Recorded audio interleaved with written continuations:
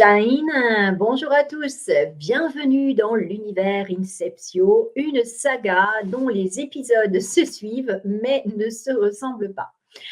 Pour celles et ceux qui prenaient l'histoire en route, je ne peux que vous inviter à visionner les épisodes précédents pour comprendre ce qu'il se passe, mais aussi comment œuvrent les soi supérieurs.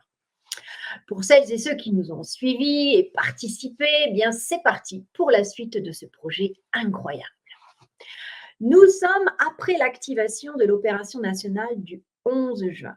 Dans l'épisode 4, nous avons évoqué la formidable synchronicité entre les îles qui composent les 3 points du triangle de la porte neptunien. Et nous avons vu aussi comment le calcul guématrique du nom de la porte en français ou en anglais nous indique systématiquement une valeur globale de 27, qui représente pour nous chez Alliance Céleste l'âme du monde selon Platon. Les artisans de lumière, starseeds, missionnés incarnés volontaires, se mettent à l'œuvre et activent la porte neptunienne. S'ensuivent alors des synchronicités et une guématrie sur les résultats de l'opération du 11 juin. Allez, je vous la partage de suite pour que vous vous rendiez compte des résultats obtenus suite à cette opération. Quel résultat pour l'opération du 11 juin 2023 ? Les interuniversels agissent dans toutes les densités de l'univers. L'équipe au sol joue sa partition avec brio. Les symboles qui se succèdent avec vérité. Les processus alchimiques ont été lancés. Le grand projet génétique pour l'humanité. La Merkaba porte multidensité. C'est le temps du point de bascule. Des âmes commencent à se regrouper autour de Neptunia. Cette aventure collective est si belle. Régalez-vous. L'union de tous les règnes au service de la communauté. Les gènes andromédiens sont activés et apportent leurs bienfaits. Les piliers de lumière se déploient en masse. Les pionniers du Nouveau Monde montrent le chemin. Les gènes andromédiens sont activés, une ligne directrice pour l'humanité. Le projet Inceptio pour le plus grand bonheur de tous. La porte Neptunia ouverte, l'univers se reconfigure. La porte Neptunia est enclenchée. La fin d'un monde, le début d'un autre. À travers la porte Neptunia, les contacts multidensités vont se renforcer. Les collaborations doivent maintenant se mettre en place. Les femmes seront-elles celles qui géreront le changement ? Procéder à la transmutation alchimique de l'humain 3D. Le début d'une technologie complexe qui se met en place. Les changements de ligne de temps s'effectuent la nuit. La conception de l'humain royal amour. L'intrication collective au service. Artisans de lumière, 2 points, artisans de paix. Donc, comme d'habitude, je ne vais faire que lire la guématrie, à chacun d'en tirer la quintessence pour en comprendre le sens profond. Moi, je vois bien vers quoi on va, mais j'ai l'habitude, on va dire, de recevoir les messages de mon soi supérieur. Je commence maintenant à installer un dialogue, même si au départ, ce n'était pas forcément évident, parce qu'il faut aller regarder au-delà de l'apparence de la phrase, c'est-à-dire de son sens premier. Allez, pour le fun. Alors, je le dis pour le fun parce que c'est quelque chose qui, moi, maintenant, voilà, ça ne m'intéresse plus trop, mais j'ai cumulé plusieurs phrases de même valeur, en sachant que maintenant, ma guématrie a évolué vers des phrases qui sont identiques en alpha et en oméga, qui est voilà, un travail plus complexe. Mais du coup, voilà, pour le fun, je me suis quand même fait tout en 627. Voilà, donc allons-y. Neptunia, le début d'une fabuleuse aventure interdimensionnelle. 627. Le gène des anciens activé apporte une régulation multiverselle. 627. Des perturbations intérieures pour une libération divine. 627.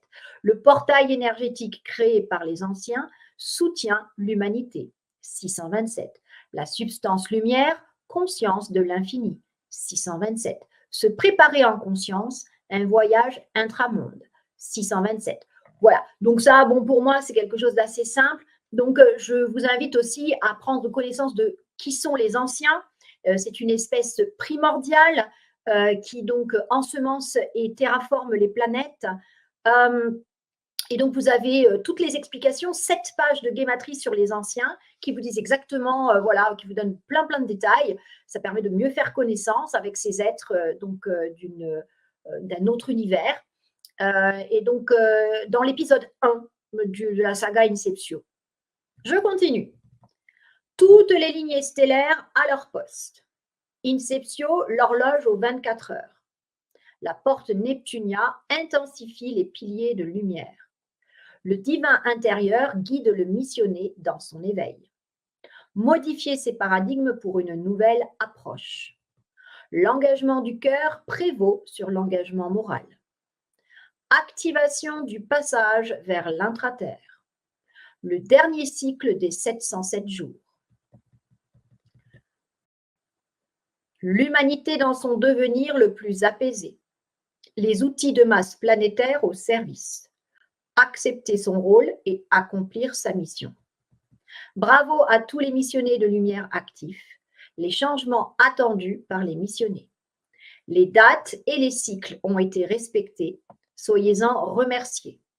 Une combinaison de missionnés intriqués, garant du succès. Voilà. Donc, je ne vais pas reprendre parce qu'en fait, comme je vous ai pas mal décortiqué la guématrie du 11 juin qui sert de modèle pour comprendre comment nous fonctionnons au sein de Alliance Céleste, en tout cas pour ce qui me concerne. Donc, moi, on ne me dit pas vers quoi il faut aller. Voilà, je suis totalement souveraine et autonome dans ma relation avec mon soi supérieur. Et c'est pour ça que d'ailleurs, j'ai cet émerveillement parce que je découvre au fur et à mesure donc vers quoi nous allons. Et vous allez voir qu'aujourd'hui, c'est assez particulier parce que vous allez voir que ça a une dimension au-delà de ce que nous pouvons imaginer. Donc, en tout cas, en lisant cette guématrie sur les résultats du 11 juin, nous sommes bien dans le projet Inceptio. C'est mentionné à plusieurs reprises. Je vous rappelle que vous pouvez retrouver des extraits des guématries sur le site internet d'Alliance Céleste, dans la rubrique Au cœur d'ACF, News, Guématria et Cartes.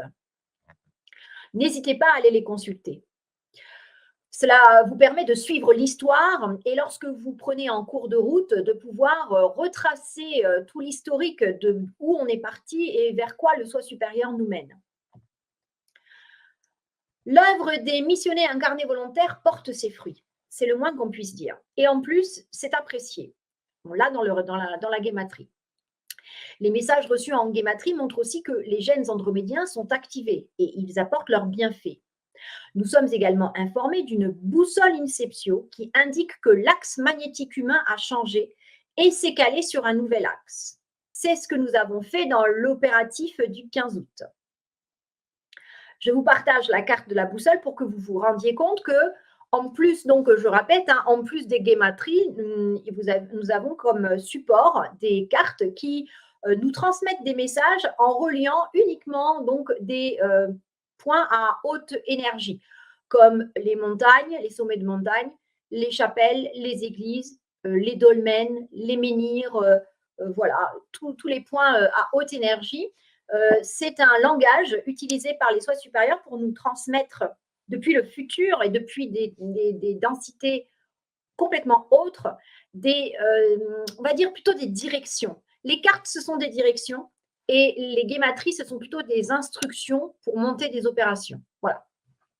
Donc, vous avez cette carte de la boussole qui vous permet de voir que l'axe, on a demandé, enfin, il nous a été demandé dans la guématrie d'aligner l'axe du corps humain sur l'axe de Terre-Mère Gaïa. Et en fait, vous pouvez voir d'ailleurs là que l'aiguille n'indique pas le nord géographique tel que nous le connaissons. Et c'est assez intéressant. C'est-à-dire que là, nous sommes calés au nouvel axe de la Terre.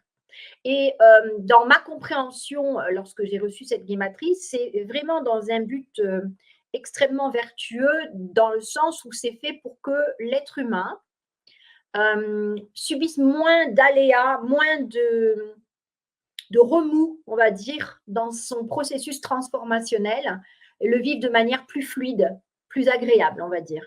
Donc, en se calant sur l'axe magnétique de la Terre qui est en train de changer, et ça, c'est pas un scoop, hein, tout le monde en parle déjà, vous pouvez aller le vérifier, croiser l'information, et bien, vous vous alignez en fait à cet axe et ça vous permet de suivre le mouvement de Terre-Mer et en même temps tous les événements qui sont liés à elle et à nous, hein, puisque nous sommes totalement, nous vivons sur cette planète, hein, ne l'oublions pas, nous ne sommes pas en dehors de cette planète. Il est fait également mention du corps Merkaba. Alors, la vraie question, c'est, lorsqu'on lit ça, de quoi s'agit-il? Est-ce qu'il s'agit du corps Merkaba de l'être humain ou d'autre chose? À nous de le découvrir. On nous invite à mettre en place des collaborations. Il est certain que ce n'est pas le tout de parler d'unité, hein. Encore faut-il se dépasser et commencer à l'ancrer dans la matière, cette unité, même si c'est loin d'être parfait au début. Nous devons apprendre à œuvrer ensemble, à collaborer. Chacun à sa façon, pas de problème, mais dans la même direction. Personne n'a dit que ce serait facile, mais c'est le chemin vers un monde de fonctionnement plus unitaire, tout en respectant nos différences. C'est aux artisans de paix et de lumière de montrer le chemin dans ce monde où la division et le chacun pour soi est omniprésent. Je ne vous le refais pas le match, vous connaissez. En tout cas, nous sommes bien sur un travail intérieur et nous recevons les félicitations du soi supérieur. Je veux dire, quelle magnifique phrase que bravo à tous les missionnés de lumière actifs. Ça donne du baume au cœur en tout cas et ça donne envie de continuer, non? En parlant des andromédiens, quelques synchronicités sont venues appuyer le travail effectué. Ça a commencé d'abord par une vidéo, je vous l'ai déjà partagée. Je l'aime bien parce que le fait qu'elle fasse 7 minutes 17, 7 c'est quand même le chiffre magique, le dernier jour de la création, 17 c'est l'étoile, la réussite. J'aime bien. Et donc, dans cette vidéo que vous pouvez retrouver dans un des épisodes à la toute fin, cela commence par, ça nous présente pardon, un profil andromédien. Alors, cela ne signifie pas que c'est rigoureusement exact, hein, mais cette vidéo, c'est une façon de se reconnecter à nos frères et sœurs des peuples d'Andromède et peut-être même se retrouver dans certaines caractéristiques. D'ailleurs, à ce sujet, je préciserai une chose. En tant que céleste incarnée, je me dois d'évoquer le fait que le corps que vous habitez est composé de plusieurs gènes et donc plusieurs gènes extraterrestres.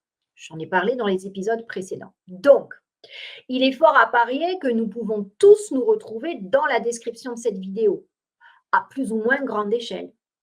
Nous avons tous des gènes des peuples d'Andromède, chacun dans des proportions différentes, c'est tout. Les Andromédas, en tout cas, m'ont transmis un message par l'intermédiaire de mon soi supérieur. Il faut savoir que c'est comme cela que je fonctionne. Je capte mon soi par intrication et reliance à la force. Et lors d'une guématrie pour un tout autre sujet, j'ai reçu les phrases suivantes. Les peuples d'Andromède te remercient. Le point oméga évolutif de l'ADN humain, la libération par le dragon intérieur. Bon, pour certains, ça ne signifera pas grand-chose, mais pour ceux qui ont participé et vécu les protocoles nationaux depuis 2022, ces phrases rappellent le travail sur les 4 éléments que nous avons effectués. Le réveil de notre dragon intérieur par unification des dragons des 4 éléments. Les dires qui représentent le point oméga de l'évolution de l'être humain. Notre travail sur l'ADN humain. Et tout ça, ça a été effectué en 2022 et il fallait en passer par la maîtrise du dragon. Je vous rappelle que le dragon intérieur se trouve, c'est le chakra sacré, hein. Donc il n'y a pas de mystère, hein. Simplement on procède à des processus alchimiques conscients internes. C'est tout l'intérêt du projet Inception. Donc, visiblement, les peuples d'Andromède ont apprécié. Eh bien, s'ils ont apprécié, c'est que c'est utile. Et que, visiblement, c'est le bon chemin, les amis. Donc, gratitude profonde au peuple d'Andromède pour leur message. Dans la joie d'œuvrer avec vous à nouveau prochainement. Rendez-nous visite. Vous êtes les bienvenus dans nos ambassades de paix.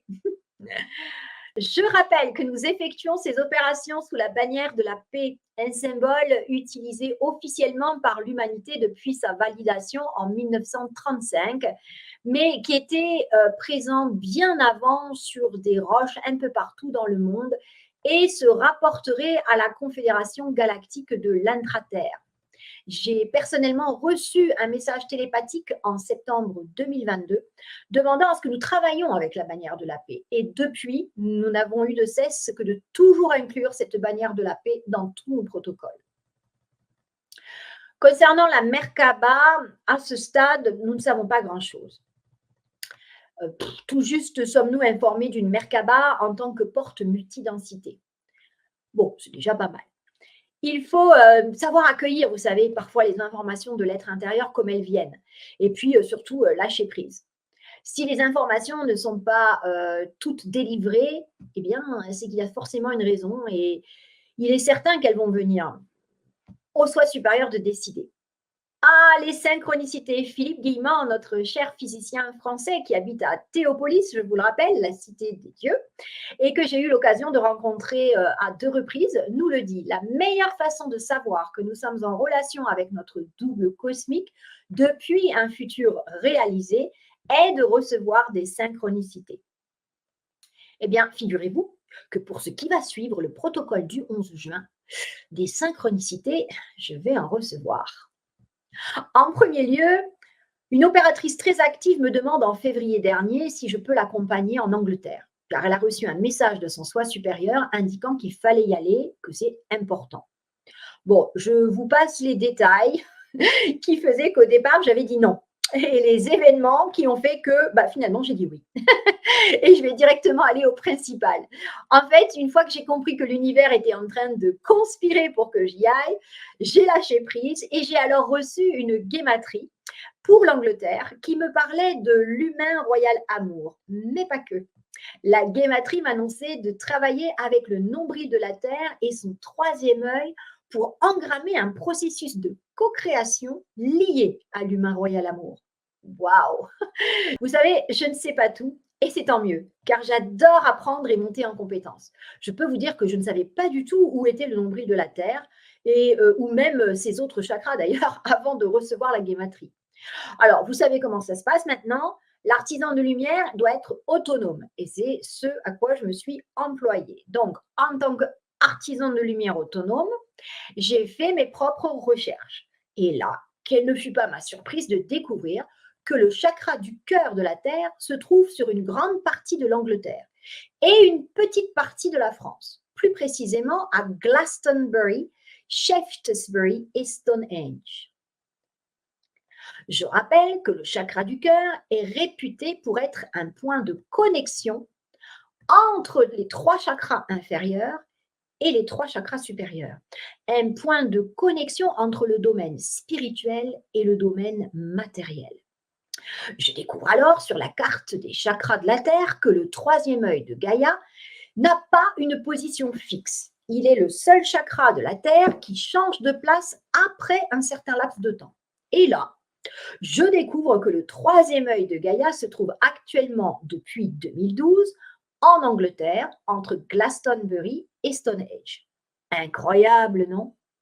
Stonehenge ainsi que les régions environnantes de Glastonbury, Somerset et Dorset forment le chakra du cœur de la terre-mère. L'endroit où Stonehenge est construit est le point qui possède une énergie très, très, très élevée. Et c'est la ligne tellurique du grand dragon féminin qui relie Uluru à Stonehenge. Rappelez-vous la phrase de guématrie des résultats du 11 juin. Les femmes seront-elles celles qui géreront le changement?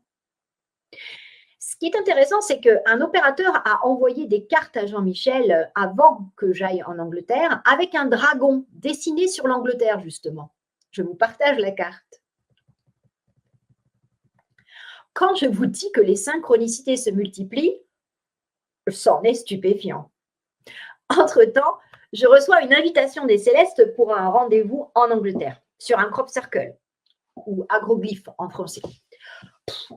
Incroyable. Personne ne vous croit si vous racontez une chose pareille.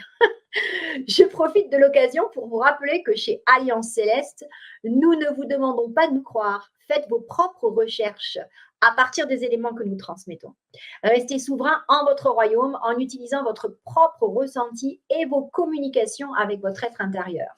Moi, en tout cas, à partir de ce moment-là, j'ai commencé à me dire qu'il se passait vraiment quelque chose. Je continue mes investigations, bien sûr, et pendant que je reçois une nouvelle guématrie pour le prochain protocole et une carte que je vous partage de suite, qui est en relation donc avec le gène Andromeda. Et là, vous pouvez voir que si c'est noté sur une carte en reliant des sommets de montagne, des menhirs, bref, des lieux à haute énergie, c'est que c'est validé par les soi supérieurs. Et comme d'habitude, les codes de lumière sont sur les cartes. Les recherches m'amènent à identifier le nombril de la Terre qui est à Avebury. Où ça? En Angleterre. Hallucinant. Avebury est en fait un site archéologique néolithique situé dans le comté du Wiltshire, dans le sud de l'Angleterre, à une quarantaine de kilomètres au nord de Stonehenge. Le site comprend plusieurs ensembles de mégalithes d'ailleurs de très grande ampleur. J'y suis allée, c'est magnifique. L'immense cromlech qui entoure le village d'Avebury et de 2 cromlechs plus petits remonte à environ 5000 ans quand même. Et de nombreux agroglyphes ont été observés aux alentours d'Avebury et de Stonehenge. C'est donc une région propice aux crop circles. Alors là, c'est le pompon de la pomponnette. Me voilà donc avec 2 guématries et donc 2 protocoles à préparer. Et cela semble très, très important. Un pour l'Angleterre et l'autre pour le 15 août. Et le 15 août, quand même, c'est l'Assomption. Hein, donc, ce n'est pas anodin ce qui se passe. Je ne vous cache pas que des synchronicités liées à des contacts pendant mon séjour ont été nombreuses.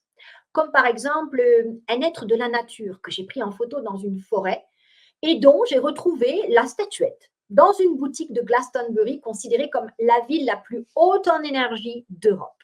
C'est hallucinant. J'ai reçu également un contact holotélépathique dans un crop circle avec la Confédération galactique, un autre contact en fin de journée après une session en état modifié de conscience, suivi le même jour par l'apparition d'un nouveau crop circle. Le message disait de continuer et que ça allait aller très vite maintenant.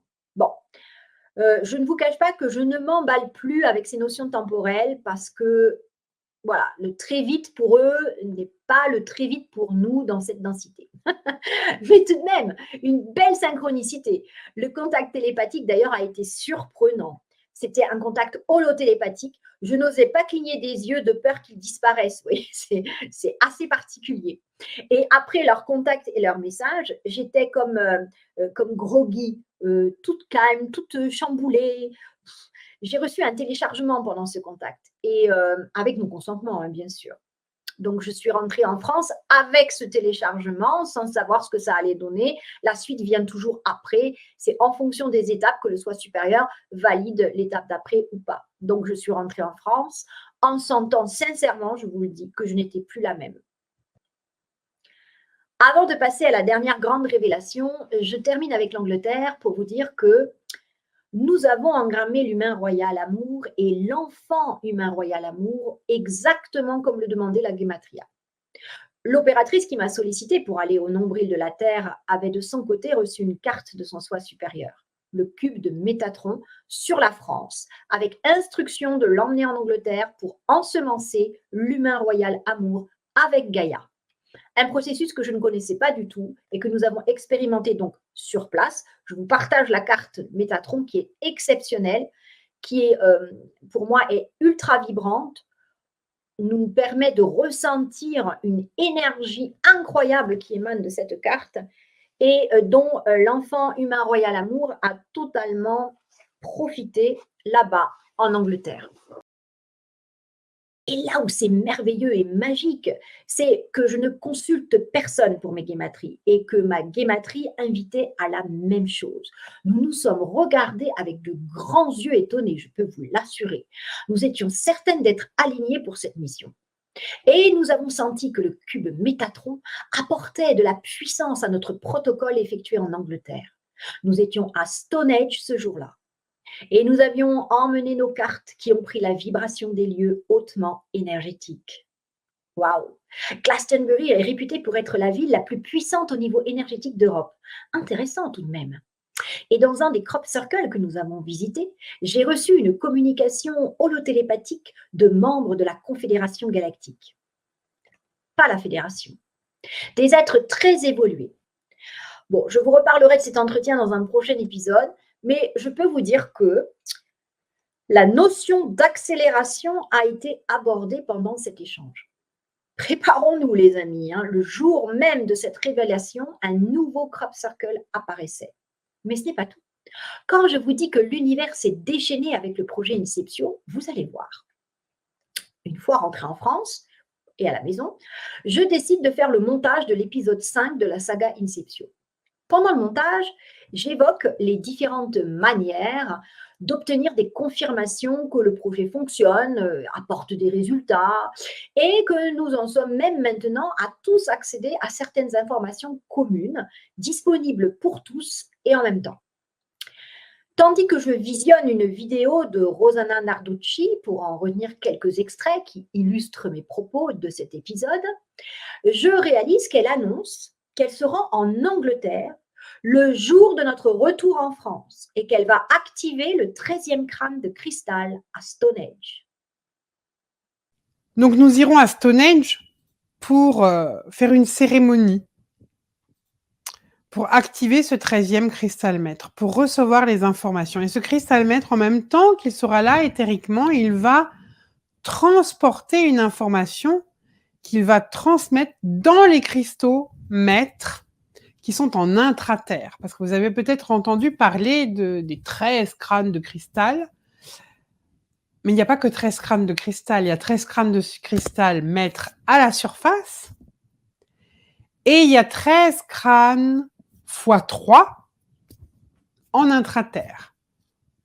C'est-à-dire 3 teams de 13 crânes en intraterre qui sont placés sur des points stratégiques de la grille magnétique de la Terre, de la grille cristalline. Donc, une activation de code lumière va se faire à ce moment-là. Mais pour cela, revenons à des éléments qui composent votre ADN métissé, pour comprendre pourquoi le 13e cristal maître a été sollicité. Pourquoi cet été, il va énergétiquement et éthériquement être placé là, au cœur de Stonehenge, dans ce vortex majeur. En termes de synchronicité, nous sommes gâtés. Eh bien, figurez-vous que ce n'est pas tout. Une autre synchronicité dont je vais être informée après mon retour d'Angleterre vient d'une dame que je ne connais pas, mais dont j'ai déjà vu des vidéos lorsqu'elle était allée à la grotte de Marie-Madeleine, à la Sainte-Baume.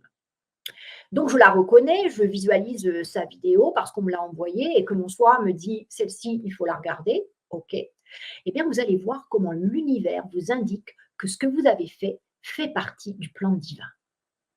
Cette vidéo qui est sur notre voyage initiatique en Angleterre du Sud, à Glastonbury et alentour, dont nous sommes rentrés il y a seulement 3 jours.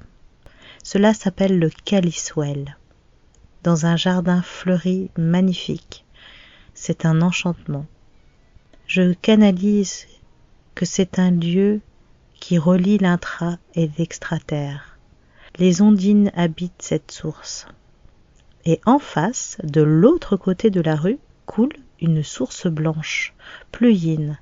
On rentre dans une maison-grotte sombre où un bassin accueille ceux qui veulent se baigner, s'immerger, au milieu de 1001 bougies. J'ai adoré ce lieu. Ils me font d'ailleurs penser à 2 dragons, les 2 dragons, le dragon rouge pour les Gallois et le dragon blanc pour les Saxons, emblème de leur galion. Glastonbury est une petite ville absolument fantastique, et c'est peu de le dire. Elle est déjà en 5e dimension. Partout, on sent cette énergie qui est là, et tous ses habitants et visiteurs vibrent déjà en sein guidé. C'est absolument génial de goûter à cela. Toutes les personnes rencontrées sont bienveillantes, à l'écoute et ont un sens profond du sacré, de la prière, mais aussi de la fantaisie. Il est dit que c'est la ville du chakra du cœur. Et encore l'archange Michael qui veille ici. Et puis une abbaye magnifique, aux 1001 histoires plus ou moins torturées, où le roi Arthur serait enterré. Puis nous sommes allés découvrir, ou plutôt rechercher notre crop circle. Les crops sont formés depuis la nuit des temps sur cette partie de la Terre, car les membranes en sont très fines. On m'a parlé de nombril de la Terre. Le groupe reçoit un grand soin et nous sentons tous sur le crop circle une grande énergie. Il y a pour nous clairement un avant et un après. Stonehenge est à voir absolument, malgré les 1000 personnes qui le visitent chaque jour. Mais j'ai quand même senti la puissance de Stonehenge, et surtout les pierres bleues dans son centre qui résonnent et ricochent sur les grandes pierres pour émaner tout autour. Même sensation à Avebury, un cercle de pierre encore plus grand, avec un village construit en son centre. Je vous donne aussi rendez-vous dans la Drôme, près de Cré, pour une rencontre canalisée d'une après-midi à la Pangée. C'est le centre originel du monde, rien que ça. Et ce sera le samedi 4 novembre. Vous voyez comme cette dame parle à la fois de Stonehenge, Avebury, Glastonbury, mais également de la Pangée. Quelles sont les probabilités que ces personnes se rendent à la même période, la même année, au même endroit? Vous voyez, hein, ça, c'est le plan divin. En sachant que Anne Givaudan et Umberto Molinaro, nos invités au symposium de Exovision de mars 2024, ils sont allés également en juillet, avant nous. Et alors après, donc ce fut nous, et ensuite ça a été le tour de Rosanna Narducci, et ensuite donc cette dame. Et je sais qu'il y en a d'autres qui sont allés à la même période que nous, parce qu'on me l'a dit. Incroyable! En sachant que j'ai monté un projet à la Pangée depuis début 2023 pour un grand rendez-vous sur ce lieu. Et cette dame, il va également après nous.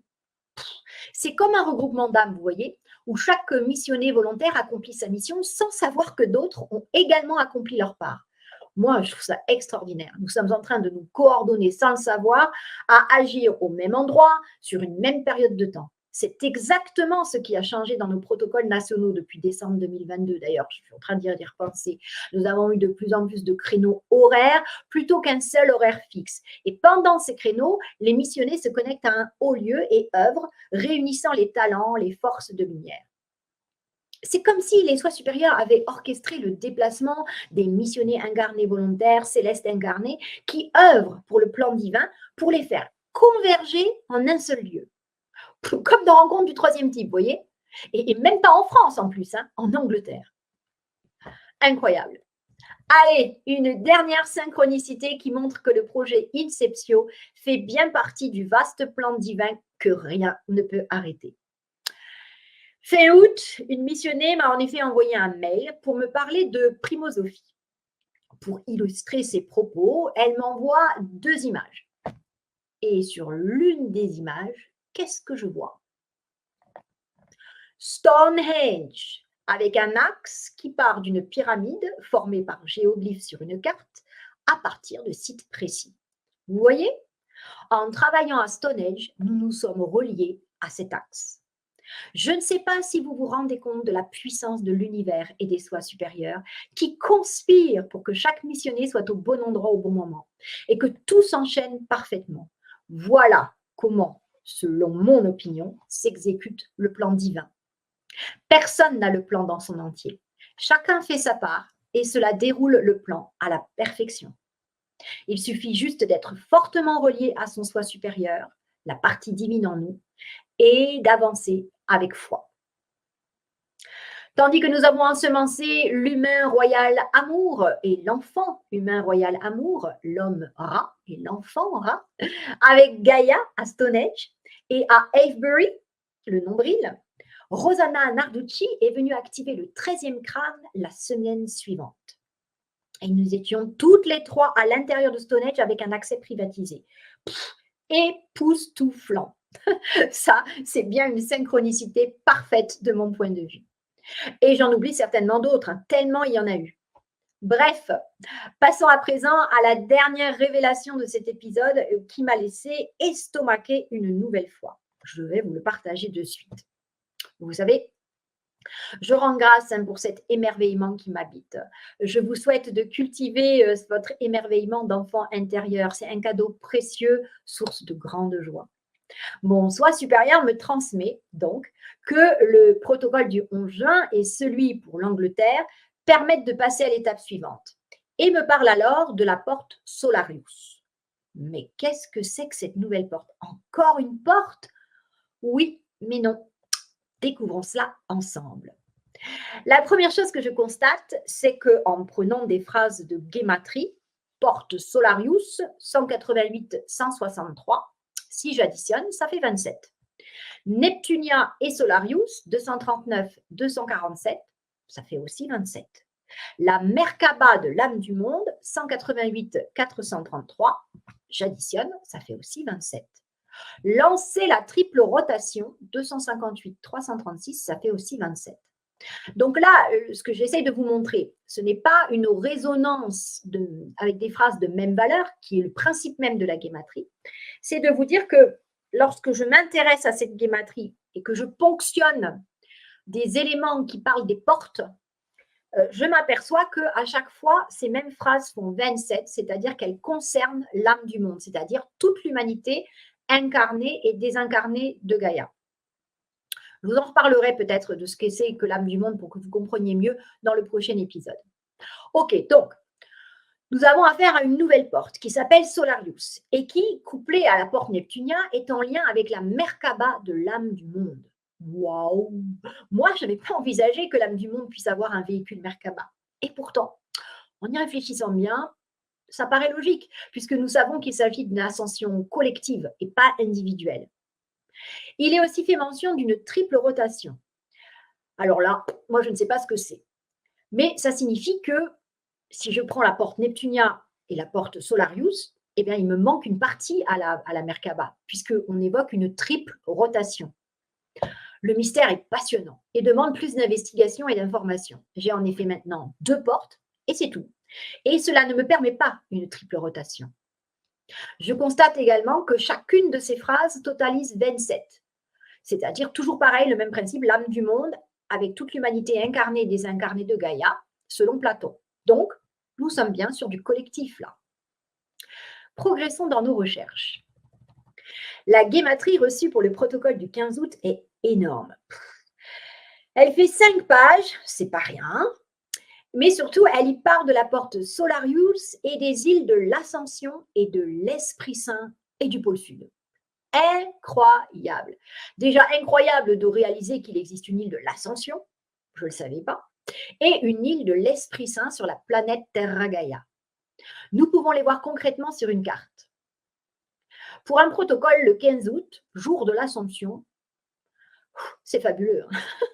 Qu'est-ce qu'on peut dire de l'île de l'Ascension? Eh bien, l'île de l'Ascension, ou Ascension Island en anglais, est une île du milieu intertropical de l'océan Atlantique Sud. Elle est ainsi située juste au nord du 8e parallèle de l'hémisphère austral entre l'Afrique et l'Amérique du Sud. Et que remarque-t-on? Île de l'Ascension, 146 259, valeur donc additionnée 27. Ascension Island, 158 247, j'additionne et ça fait 27. Tiens, 27, le même principe que pour la porte Neptunia. Je vous rappelle que le fait que le nom en français ou en anglais soit identique, ce n'est pas du tout un absolu. Je vais vous donner un exemple. Si je prends le mot chien en français et dog en anglais, je n'obtiens pas du tout les mêmes valeurs. Hein. Chien, c'est 39,96 et dog, 26,55. Le total, ça ne fait pas 27 pour les deux, hein, pas du tout. Hein. Ou un chien heureux ou un happy dog, pareil, ça ne fonctionne pas. Donc là, c'est vraiment une anomalie. Une anomalie, c'est quand on détecte un événement surprenant qui sort de l'ordinaire. Île de l'Ascension et Ascension Island, les deux font 27. C'est vraiment un message des densités supérieures. Vu ce que nous avons appris de la porte Neptunia, ok, je me plie à l'exercice avec la porte Espiritu Santo, l'île de l'Esprit Saint, ou la Sainte-Esprit. Tiens. Espiritu Santo, 186, 165. J'additionne, ça fait 27. Île de l'Esprit Saint, 197, 262. Oh, ben ça fait 27 aussi. Île de la Saint-Esprit, 194, 265. Et ça fait 27 aussi. Donc, cette fois, ce n'est pas de l'anglais en plus, c'est de l'espagnol, les amis. Espiritu Santo. Espiritu Santo, c'est une île volcanique de l'archipel du Vanuatu dans l'océan Pacifique Sud. C'est la plus importante par sa taille et par sa diversité. Elle a été baptisée Australia del Espiritu Santo par le navigateur portugais Pedro Fernandes de Quiros en 1606 en l'honneur de la dynastie régnante en Espagne, au Portugal, c'est-à-dire les Habsbourg d'origine autrichienne. Et maintenant, si je prends Australia del Espiritu Santo, ça fait 318, 384, j'additionne, ça fait 27. Même là, on obtient 27. C'est incroyable. Et en troisième, pour le troisième point de la porte, nous avons le pôle sud. Eh bien, pôle sud, 92, 97. Et si j'additionne, ça fait aussi 27. Bon, l'Antarctique fait partie du supercontinent appelé Pangée, qui se morcelle il y a plus de 200 milliards d'années, dérivant vers l'est et le sud. Il y a 175 milliards d'années. L'Antarctique est une partie du Gondwana, issue de la Pangée. Je vous rappelle que la Pangée, c'est le nom du continent qui s'appelait quand il était unifié, lorsqu'il n'était pas morcelé en 5 morceaux tels que nous le connaissons aujourd'hui. Donc, ce dernier se fragmente encore pour enfin former, il y a environ 25 millions d'années, l'Antarctique tel que nous le connaissons aujourd'hui. Je ne vous raconte pas comment mon cerveau se met à fusionner. Nous avons à nouveau 3 fois 27, c'est-à-dire 81, et je vous rappelle que la valeur pure de 81 en alpha et en oméga, 81, c'est le mot source. Donc, le même principe que pour la porte Neptunia. Wow. Et la description de l'Antarctique qui fait également 27. Antarctique, c'est tout de même 129, 168, et si j'additionne, ça fait aussi 27, qui nous parle de la Pangée. Là où nous allons le 24 septembre pour prendre contact avec nos amis célestes, présenter notre traité d'intention et les codex signés. C'est saisissant. Mes investigations évoquent le Gondwana, un gros morceau de la Pangée qui va se rapprocher du pôle sud, apportant un refroidissement des terres, puis un réchauffement vers la fin du Permien qui conduit à un climat chaud et sec, ce qui démontre que le climat a déjà changé sur Gaïa, les amis. Ce n'est pas nouveau. Au passage, bon, comme ça, je regarde Gondwana, 79, 137, 27 aussi. Il se passe quelque chose avec ce continent de la Pangée, en lien avec les portes Neptunia et Solarius et avec l'humain royal amour. Extraordinaire. Donc, la porte Solarius s'active dans le sens inverse de la porte Neptunia, effectuant donc une contre-rotation. Elle est activée grâce aux arches des anciens qui se trouvent sur des îles hautement spirituelles par leur nom et totalement raccord avec l'Assomption du 15 août. Je rappelle que l'Assomption, c'est une ascension en conscience. On est pile dedans. Cette contre-rotation est en lien avec une Merkaba, celle de l'âme du monde, pour une ascension collective. La Merkaba permet un bond quantique qui mènerait vers la 5e densité, la densité de l'air. Alors, ce n'est pas moi qui le dis, mais la guématrie, qui précise que la Merkaba est une porte multidensité. Or, la densité de l'air, c'est la 5e densité. La densité de l'amour-sagesse selon le groupe Ra, un complexe mémoriel sociétal composé d'aviens bleus de 6e densité. Ce que je trouve intéressant également, c'est que la porte s'appelle Solarius. C'est une porte solaire dont l'énergie circule du ciel vers la Terre, à l'inverse de la porte neptunien qui était de la Terre vers le ciel. Le Soleil, c'est l'étoile de notre système solaire qui nous apporte chaleur et lumière, mais c'est aussi, dans un sens plus figuré, notre moi supérieur. Je vous partage l'image de Saint-Germain car elle représente assez bien notre partie divine et nous aide à comprendre le moi et le soi supérieur de manière assez simple. Alors, vous avez ici l'être physique, nous, ici, dans la 3e densité, puis le moi supérieur qui est plus grand que nous, mais encore assez proche, et enfin le soi supérieur qui est la partie la plus aboutie de notre évolution, la meilleure version de nous-mêmes, la plus proche de la source. Observez comme la lumière divine est partout, en nous et autour de nous. Nous reconnecter à notre partie divine, c'est restaurer une communication intérieure, car la partie divine n'est pas à l'extérieur de nous, je vous le rappelle, mais elle est présente aussi dans le corps physique. Nos entités divines sont à la fois à l'intérieur du corps physique et à l'extérieur dans la conscience du grand tout. Voilà pourquoi nous parlons chez Alliance Céleste de l'être intérieur, pour ne pas oublier cette partie divine en nous et que nous avons oublié de solliciter justement. Or, c'est cette partie divine qui communique avec le moi, l'ego divin et le soi. Cette façon de communiquer à partir de son être intérieur avec le soi supérieur s'appelle l'intuition, la reliance divine. Appelez-la comme vous voulez. Toujours en relation avec Solarius, vous avez certainement entendu parler dernièrement de l'être solaire que nous étions et vers lequel il semblerait que nous nous dirigions.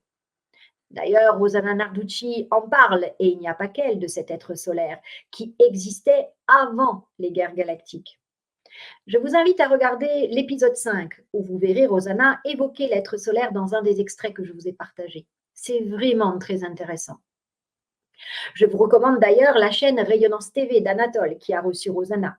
Vous savez, nous sommes tous dans le même bateau et chacun fait de son mieux pour participer, aider dans ce processus d'élévation de conscience collective. Un grand merci d'ailleurs à tous ceux qui s'impliquent pour aider où qu'ils soient. Je ne sais pas ce que mon soi supérieur nous réserve pour la suite, mais j'avoue que cette aventure intérieure est passionnante. L'enthousiasme est à son comble. Le protocole du 15 août est un protocole important. Le projet Inceptio se poursuit. Il est accompagné de façon incroyable. Il fait intervenir des personnes extérieures qui accomplissent leur mission sans savoir que nous sommes reliés. Dans le prochain épisode, je reviendrai sur la porte Solarius, mais aussi la Merkaba de l'âme du monde avec le 3e élément qui la compose et la guématrie liée au protocole du 15 août pour que nous comprenions bien ce qui est en train de se passer. Je vous évoquerai le grand succès de l'opération de la Pangée également. Artisans de lumière, missionnés incarnés volontaires, célestes incarnés, réalisez quelle aventure extraordinaire nous sommes en train de vivre en conscience. C'est formidable. Personne ne peut prévoir un truc pareil. En tout cas, moi, je suis trop débordée pour avoir le temps de aller chercher un tel mécanisme planétaire, là, avec des noms d'îles que je ne connaissais même pas. Non. C'est ce qui fait que l'aventure est merveilleuse, d'ailleurs, et peut nous enthousiasmer. L'univers m'apporte les phrases et les informations dont j'ai besoin pile au bon moment. C'est magique et intriguant. Un immense merci à toutes celles et ceux qui participent à ces protocoles et permettent d'obtenir les étapes suivantes. Merci de nous permettre de vivre ce travail intérieur dans la joie, l'amour, la paix et la passion. Comme tout vient de l'intérieur, j'ai grande confiance dans ce qui s'en vient. Je rappelle que vous pouvez retrouver ces protocoles sur notre site internet et vous pouvez les refaire autant de fois que vous le souhaitez pour rejoindre le bel égrégore constitué de centaines de personnes qui ont déjà participé. Vous les retrouverez dans le menu au cœur d'ACF, les opérations nationales, les protocoles. Ces protocoles ne sont pas une vérité absolue, mais un guide, une proposition pour sortir d'un mode de pensée et une façon de faire ordinaire et nous donner une opportunité supplémentaire de travailler sur nous, notre visualisation, nos ressentis, notre foi et œuvrer pour le plus grand nombre dans un mode non ordinaire. Et je vous rappelle, ils sont gratuits et à la portée de tous. Merci pour votre bonté et votre bienveillance. J'en profite d'ailleurs pour remercier celles et ceux qui font des dons sur la page d'accueil de la QSF. Je suis très touchée. Vos dons montrent que vous appréciez notre travail et nos propositions. Un immense merci. Dans la joie de vous retrouver pour le prochain épisode et le prochain protocole, dans la paix du cœur et de l'esprit. À bientôt, les amis.